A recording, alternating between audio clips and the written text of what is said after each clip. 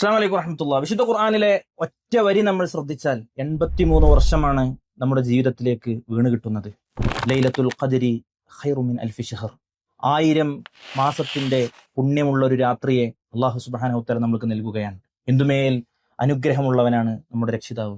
സഹോദരങ്ങളെ, ആ ദിവസങ്ങളിലേക്കാണ് നമ്മൾ പ്രവേശിക്കാൻ പോകുന്നത്. ലൈലത്തുൽ ഖദറിനെ പ്രതീക്ഷിക്കുന്ന രാത്രികളിൽ ഞാൻ എന്തു പറയണമെന്ന് ആയിഷ റളിയല്ലാഹു അൻഹ നബിയോട് ചോദിച്ചപ്പോൾ പറഞ്ഞില്ലേ, അല്ലാഹുമ്മ ഇന്നക അഫുവുൻ തുഹിബ്ബുൽ അഫ്വ ഫഅഫു അന്നി എന്ന് ആയിഷ നീ ചൊല്ലിക്കൊള്ളുക എന്നാണ്. സഹോദരങ്ങളെ, ആ ദിനത്തെ നഷ്ടപ്പെടുത്തില്ല എന്ന് നമ്മൾ ഉറപ്പുവരുത്തുക. ഒരല്പം തിരക്കുകളൊക്കെ മാറ്റിവെക്കുക. തിരക്കുകളൊക്കെ മാറിയിട്ട് ഒന്നും ചെയ്യാൻ നമുക്ക് സമയം കിട്ടൂല. പക്ഷേ ഈ ഒരു രാത്രി ഇനി നമ്മുടെ ജീവിതത്തിലേക്ക് വരുമോ എന്നറിയില്ല. ഇന്നലകളിൽ നമ്മുടെ കൂടെ ഈ രാത്രിക്ക് വേണ്ടി കാത്തിരുന്നവർ പലരും ഇന്ന് അവരുടെ മാത്രം ലോകത്ത് മീസാൻ കല്ലുകൾക്ക് താഴെയാണ്. അതുകൊണ്ട് മറന്നു പോകരുത്.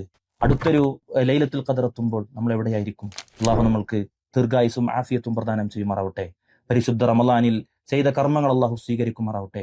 ലൈലത്തുൽ ഖദറിൽ പാപമോചനം കിട്ടുന്ന, ലൈലത്തുൽ ഖദർ എന്ന മഹാ തൗഫീഖ് ലഭിക്കുന്ന കോടാനകോടി മനുഷ്യരിൽ അള്ളാഹു നമ്മളെയും ഉൾപ്പെടുത്തി അനുഗ്രഹിക്കുമാറാവട്ടെ.